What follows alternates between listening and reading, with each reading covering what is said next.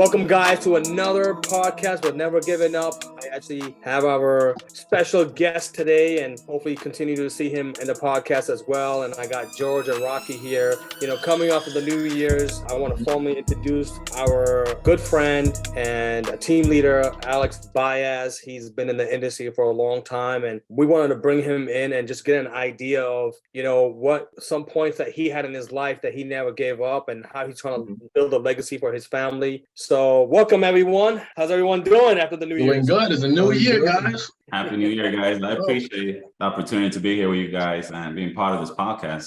All this positive bringing into 2023 is huge for me. So, and I know for all of us it is. So I'm really excited to be part of this podcast.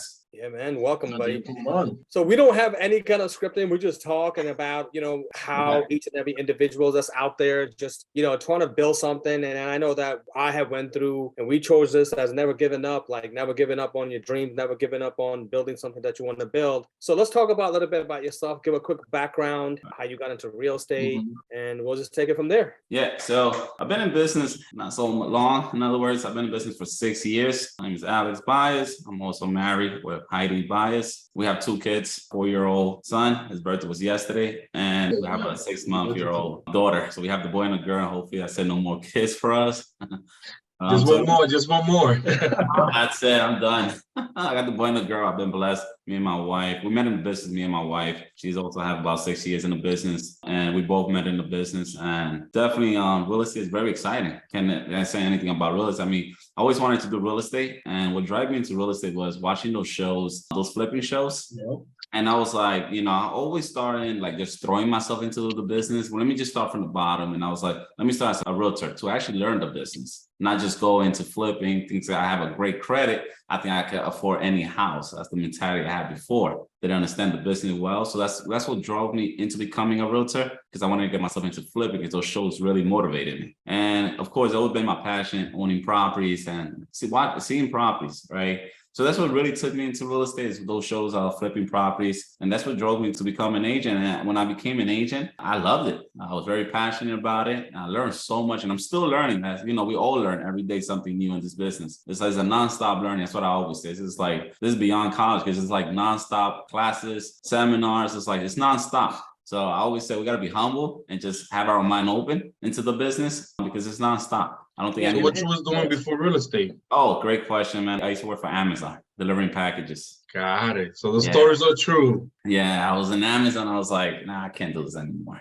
I want to work for myself. So a quick question. I heard something out there from you back in the day that used to be crazy with a door knocking, that you was like, I'm gonna make this business happen. Is that true? Yeah. So I'll be honest with you guys. When I started the business, I was hungry, and I'm still hungry, right? Yeah. Still got that drive inside me, thank God. I used to door knock from 9 in the morning to 12 p.m. and 1 p.m. to 4 p.m. cold calling. I used to prospect my life off. First year, I got about 12 listings without knowing what I was doing. I was doing presentations. I didn't know what I was doing, but I knew how to prospect. I know how to get to people, and I was selling it. You know what I'm saying? I really didn't, the first year you do tons of mistakes, tons of errors, but I learned a lot. I mean, I had that crazy schedule that it definitely saw the results. So from that to now, how you maintain yourself so hungry, so motivated to still go out there and prospect and still put yourself out there? Well, my wife, my daughter, my wife, my son, those are the biggest motivations I have. I feel like I got to leave a strong legacy for my family, especially my kids. And that's what really drives me with my kids, to be honest with you. And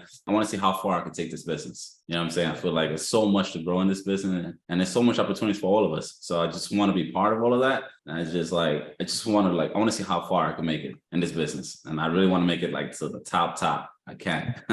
That's the goal. And I always compete with myself. That's one thing I gotta have. I don't compete with no one. I compete with myself at all times. So that's one thing that drives me a lot, is just I want to see how far I can take this business and also help as much families as I can, because people that don't know the business, our job is to guide them. You know what I'm saying? And explain to them the benefits of being a homeowner.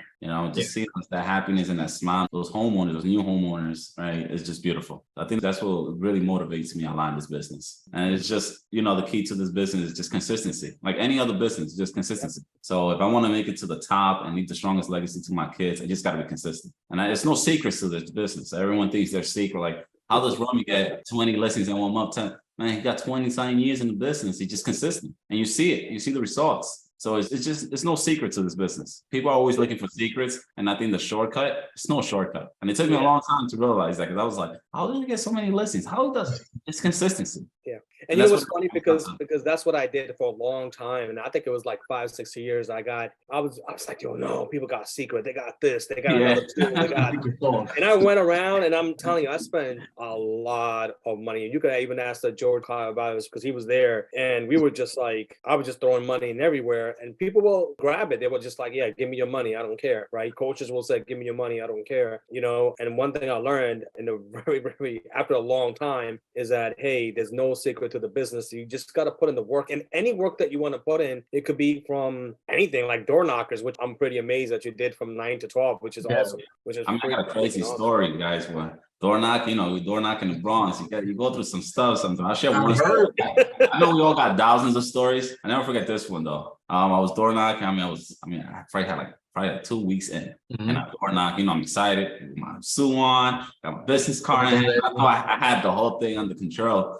First door, like about the second week in the business, I knocked the door, and the dude opens the door, and he had a gun on him. And he's like, Alex, he's like, listen, get out my door. I have a gun right on my hands. And I'm looking at the gun. I'm like, listen, I'm so sorry, man. I'm new to the business. I'm just selling, see if you need my service and selling your home. If you don't, I apologize. And he's like, you know what? Just go on. Don't worry about it. And he closed the door, and I was like, whoa. But guess what? I kept going. I didn't care. It was just, I just said, like, I'm getting closer to a yes. I really didn't care. It didn't stop me. It just motivated me and said, I can't be part of this neighborhood. I was like, this is just crazy. I was like, I gotta keep going. I can't stop. I gotta keep going. So it didn't stop me.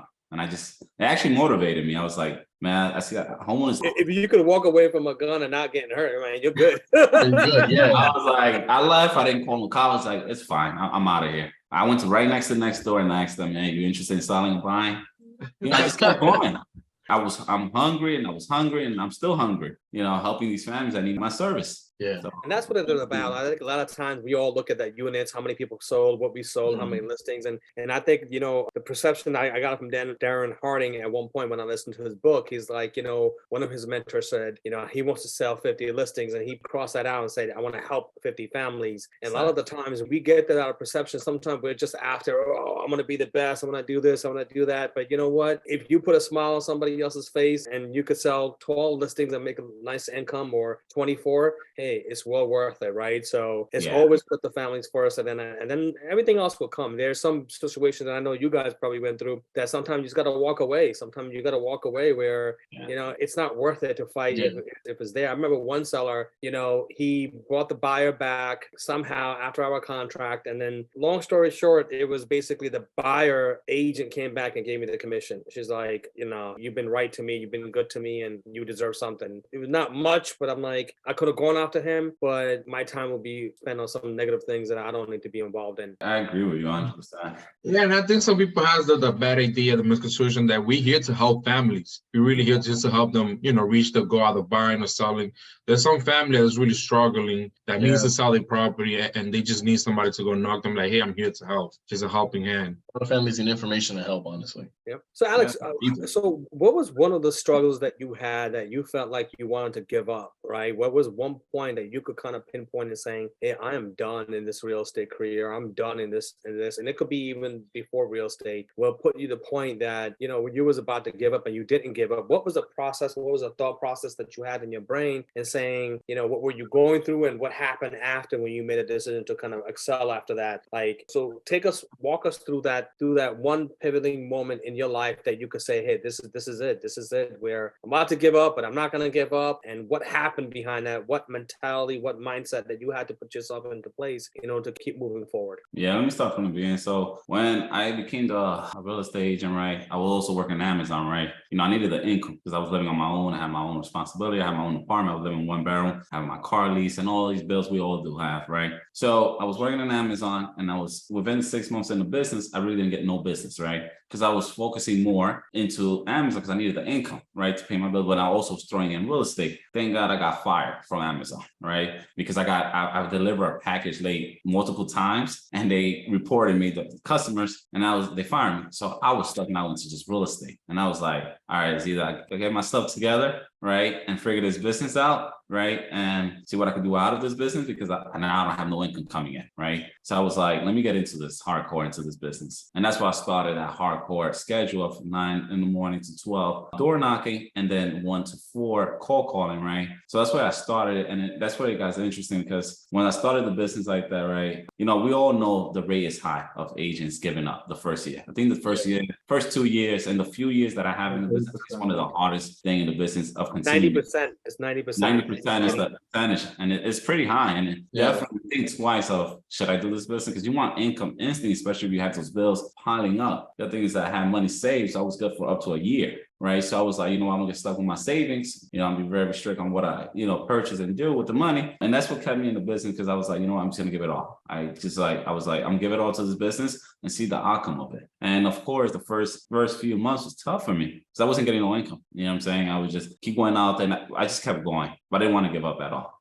Everything I'd done in life, I always say, I can't give up. I got to keep going. And definitely I was motivated. I felt like I needed to learn this business very well. And a lot of the people get your first listing within 3 months, 2 months. 3 months, 2 months. When So I got that about first, like 6 months to get your first check, give or take, right? Exactly, about 4 to 5 months. But that first listing was very touchy and very interesting because I was call calling, and I wasn't getting anything, right? And that first listing, I got it, and I remember calling my mother, and I was just crying, and she didn't understand why I was crying, but it was more of happiness because I couldn't believe I got up my first listing. It was a $40,000 commission, and this could just save me for all my debts that I have. And I was crying. My mom was like, "You okay?" And she didn't understand why I was crying. In my heart, I felt like this is where I need to be at. This is the business I need to be in. Like I felt like she thought I was crying of sad. I was crying of happiness. Because I couldn't believe I achieved to get a listing on my own. I went by myself to this listing appointment. Didn't even know what I was doing, but I definitely did. You know, I always watch on My Ferry. That's the coach I follow. And I had an idea about the scripts. So I got the listing, but that first listing definitely touched me. Out of all my listings, I cried. I called my mother. First person I called was my mother. I cried, and it was just more of happiness. And then from that day, it started. That first listing, following month, I got like 3 listings, and it just started. Nice. Because I think you touched on something so deep, and a lot of the people out there when they're struggling into businesses, when they're in debt and they're in, they're about to throw in the towel, right? I mean, did you have that pivotal point where it was 3-4 months down the road and like, crap, man, nothing's happening, nothing's going through? Is it me? Is it the business? Like, what was your mindset through that? And then what was your mindset coming out of that? Was it just to wait for the next one, or was it, we get it, like, a lot of people say, hey, I'm never gonna give up, right? But what was that moment where you just said, screw this, or like walk us through that moment that you had? Well, yeah. So I would say it was when, it's very important that we surround with winners, right? And where was that? I was surrounding a lot with people that were, had a lot of listings, right? And I'm seeing that they had this. I was like, what is he doing that I can't do, right? And I was like, I can do the same thing they're doing, right? And not be one of those percentage of giving up, and especially as a real estate agent. So I was always surrounding myself with winners, all right? And I was always surrounding myself with positive. I was always listening to positive podcasts. I was always trying to maintain that positive energy because you cannot let that negative energy come in. Once you let that energy come in, it's like you're gonna take a few steps back. So you just gotta surround yourself with winners at all times. So I'll go out. I hear a lot of YouTube videos online, right, of these positive speakers, motivational speakers. I also sit back of my life where I was at before, and that motivates because I don't want to be there. I know that life, and I don't want to be there. I want to be at a more positive, productive, more successful life, right? So I always remember. So I come from the bottom, so I was like, I don't want to be there. I don't want that lifestyle anymore. So that's what keeps me motivated and keep going. It's just surrounding myself with winners. You know what I'm saying? Like you guys, surrounding myself with guys like you guys. It's just that's what keeps me going, to be honest with you. So get you out of that mindset, and that's what it was, right? Yeah. Get you out of the mindset, because that mindset is where, when you're stuck in that mindset, you need somebody to come out there and kick you in your head, or kick you in ASS, and then say, hey, get up, bro. It ain't no way out of this. Either you go backwards, or you go throw in the towel, or, you make it happen. And I think that what you said was really important, that, hey, it's discipline, right? It's really, really discipline. Yeah. Discipline is the biggest thing. I think discipline is the biggest thing in this business. So I know you have a team. So how do you motivate other people around you to keep your team motivated and engaged as you are? Well, I definitely shared the story with them. I bought my first property that I bought, right? I went in contract, and I didn't even have the down payment for my property. I was doing mistakes as a first time buyer. I didn't even have the down payment. All I had was the deposit, right, of $10,000 that I put in. And I didn't have nothing down to purchase my first home for my son was on the way. So I needed a home for my kids and my wife. I was like, all right. So that month, I never forget that. It was like, my wife was like, listen, you're going to sell these homes and we're going to be fine. I got about like 5 listings. that month, and I sold all 5 of them. And before we even closed, I had the whole more than the down payment, and I purchased my own. So I share that with everyone, because most of us that we join in the business, want to be also homeowners, right? And I share that story with them and let them know, listen, I know we come from the bottom, or where we come from. Everyone comes from different places, but I mean, that's what motivated me, was just getting that home for my family. And I also share that story with people just to motivate them. I'm not a person that throw things out there or brag. I'm more like, I like to motivate others, because I was there at that place and I want them to be where I'm at today, or even bigger than me. You know what I'm saying? That's the point of, motivating others, is like for them to have that mentality of growing, and just sharing positive energy at all times. It's just being positive at all times. Like, don't let that negative come in at all. I know real estate could be very stressful. Clients can stress you out, and all this stuff, but don't let that enter into you. You handle it as a professional and leave it there. Yeah.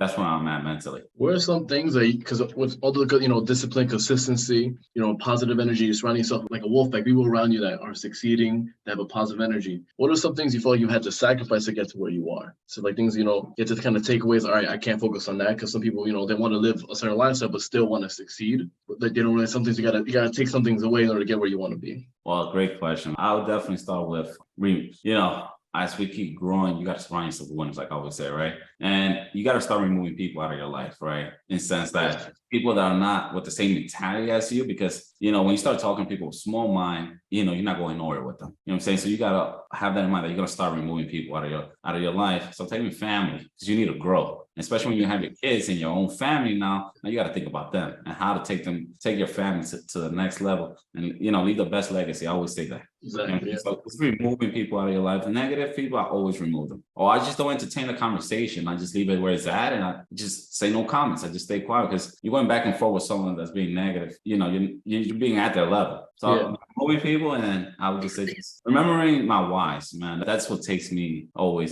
control of me, is my whys. You know what I'm saying? Which is huge for me. So that's always, I always say, like, removing those and not putting those mind to those negative comments of others, family, friends, neighbors, whatever. All that negative energy you have. I think the strongest thing in life is your mind. And if you have your mind strong and healthy, I mean, you can go to the next level. So that's what I would say. Yeah. Mindset is everything to me. First house and then mindset. Go ahead, guys. If you was to have a chance to talk to yourself 6 years ago, with all the knowledge you have now, what's the one thing you would tell yourself to really focus on? I would say ego. Let the ego down, let your guards down. Sometimes we in this business, especially, like, we always have our egos up, and we all have one goal, and it's to help the families, and just letting that ego down and being more humble and listening more. I would say listening, humble, and ego, let those guards down. I think most people in this business have the guards up, especially myself when I first started it, we in business. So everyone, just your license, your guards up, your ego's up. I just think it's more leaving your ego down and, just being humble and just listening. I think it's more better to listen than talk so much. And I think I used to do that a lot. I used to talk so much and sell so much, and I used to ask so many questions, saying listen more. And that's why I would say that if I would listen more, I'll probably have got better results. Yeah, it's like you're caring just a little bit more than exactly. And it's hard to do, because I think a lot of times we're just out there, saying that we've got to sell,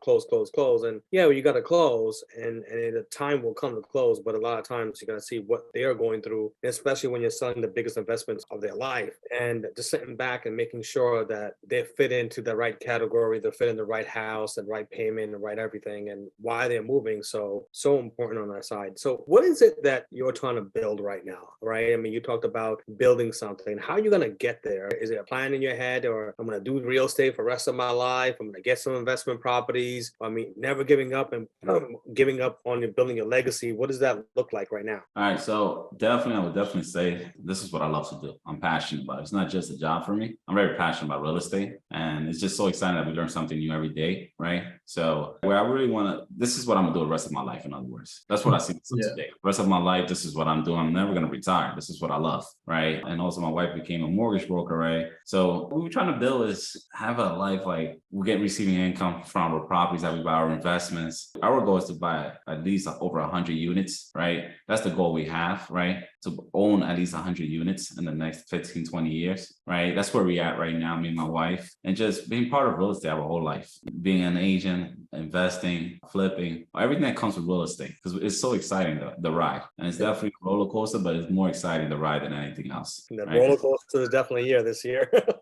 Yeah, we shift. We're going day by day with this market. We don't know what's going to happen. So definitely a roller coaster, but it's exciting. It's something new. I wasn't part of the recession, but I'm going to be part of this one. So now you mentioned market. What you think of this market that we heading into? I think most people don't know we're in a recession, right? That's my guess. We're going day by day with the market. Right, we don't know what's going to happen because the Feds, with the interest rate goes up and down. We don't know what's going to happen. We're going day by day. That's the truth. I think it's definitely slowing down the business in sense of buyers, right? But I think us as agents, right, we always got to figure out and find ways to get buyers motivated. Let them see the bigger picture. The bigger picture is I always say to everyone, I prefer to pay higher interest rate than rent because you're paying 100% rent. You know what I'm saying? So I try to always explain that to those buyers, that the reality is I prefer to always pay higher interest rate. I'm never looking at the interest rate. If I qualify to purchase another property, I always see my wife, make sure when I qualify, let me know because we're going to buy another one. Every time we're able to qualify, I'm going to buy another property. And that's the goal. That's the mindset I have. I don't sit down with the interest rate. Yeah, if it goes down, we refinance. It's simple. We just refinance when it goes down. So I try to explain it to most buyers I speak to. So most buyers are understanding that it's better to own than rent. And that's the bigger picture. You said something interesting, and I never heard that before, that with rental, what was the word? You lose everything, or with home ownership, at least you are paying something that you own at 25% and 20%. What was that? I said, basically,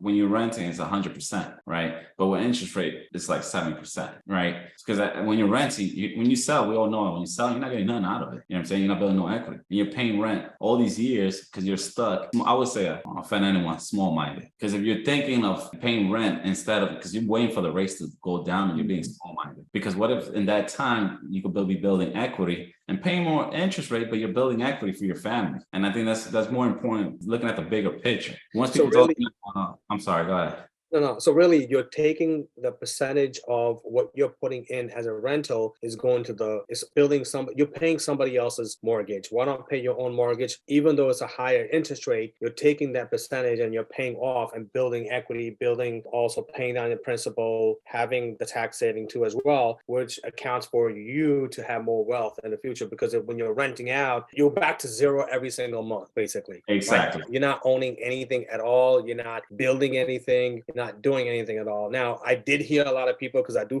follow Grant, it is hey, he said rent, but he didn't say rent. He said go buy a 4 complex and pay for that rent. That complex will pay for it. Or you go into the 4-family or, get the 1-bedroom, sacrifice a couple of years and have that whole 3 or 4 units pay for itself. So a lot of people get that a little bit confused on which way to go about it. But that analogy to me is really important, because rental is honestly, you're ending up at zero every single month. When you are actually purchasing something, you're building the equity down on the principal, and you're taking some saving on the taxes and the write-offs too as well, when it comes down to it, depending on your income too. And not just that, you also have opportunity if you have an emergency, you could do a HELOC. There's different things you could do to get money out of that money. You already put it in instead of just pouring your money in somebody else's cup and filling somebody else. Definitely agree with you there, Alex.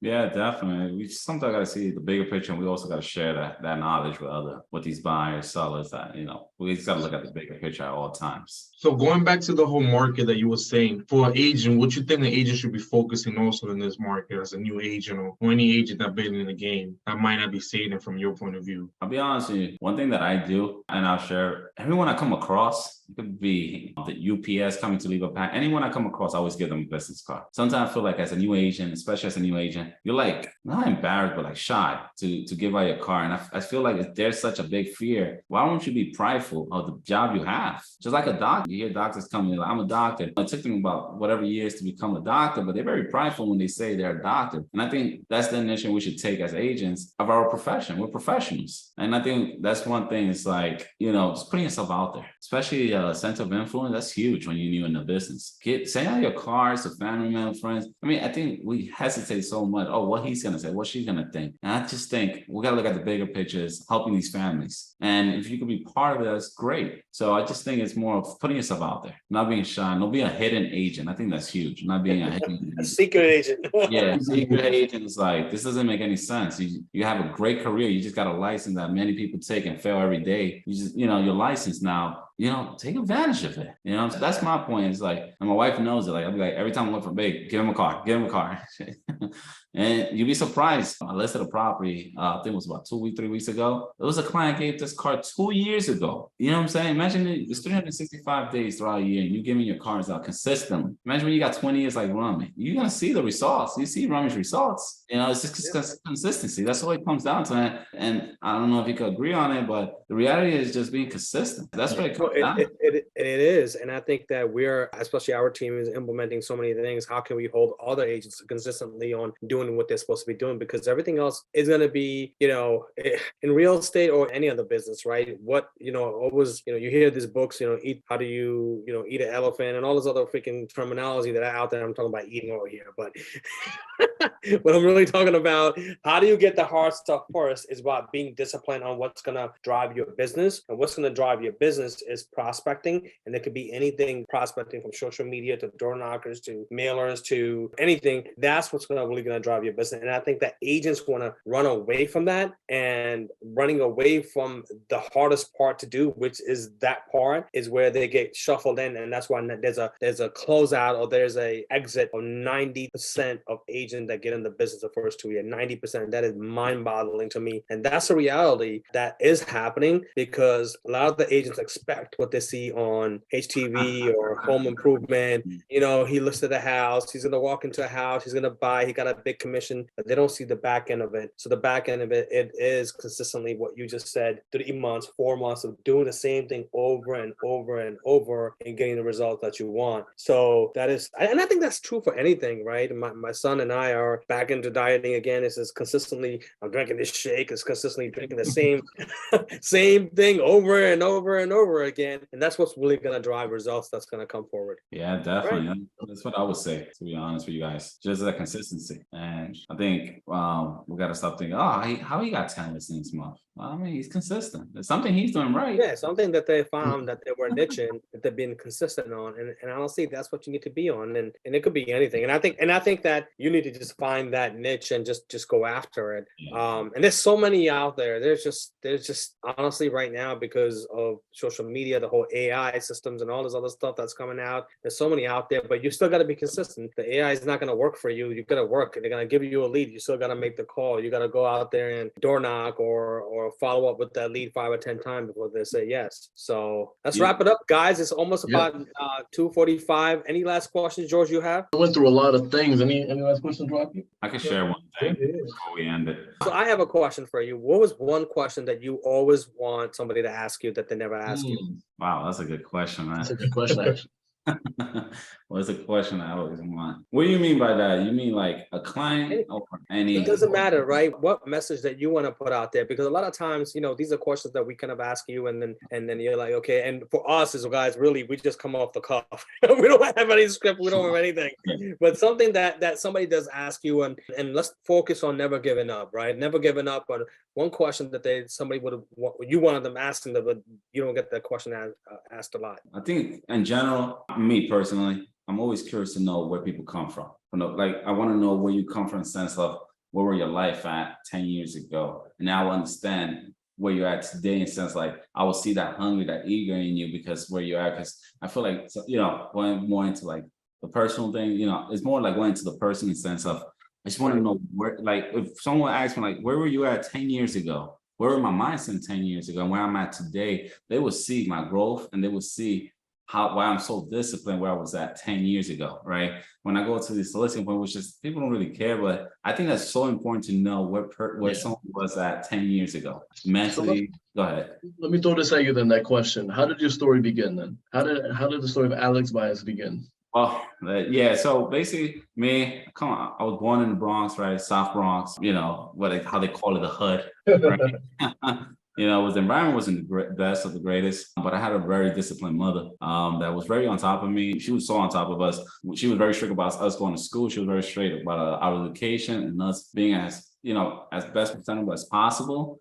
She always made sure I was away from all the drugs that was being sold around me. And growing in that environment, you know, you start seeing your mind start growing in a sense like, you know, my mother's being like this because she didn't want me to be part of this. She wanted me to be bigger than this. Unfortunately, she was a single mother and she raised us alone. So it was hard for her, right? But she made it very clear that her boys, because she had 4 boys, I got 4 brothers. She made it very clear that we couldn't be part of this. We couldn't be part of what's going on in the South Bronx, right? And like I say, getting out of the hood, growing out of it, which finally I accomplished it with my wife, that's what drove me a lot. I wanted to show my mother I could do it. You know what I'm saying? Show everyone I could do it. I came out from the bottom, right? We're very poor, right? Me and my mother, my brother, very poor. So we came from the bottom. And I know the life of being poor and the life of having not a decent life, right? I would say not rich. I would say a decent life where I can maintain my family. We live in a nice private home. I own other properties. So now I can say that, you know, I know both lifestyles and I don't want to ever be in that other lifestyle I was at before. So that's what I will end it with is like,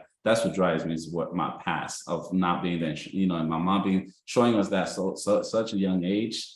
Yeah, it keeps me motivated, and I always appreciate my mom to this day for that. So, are you the youngest or the oldest from the brothers? I'm the middle. So you was the leading for the youngest, and also the learning. That's how you get most of your experience of leading, listening, and everything. Yes, correct.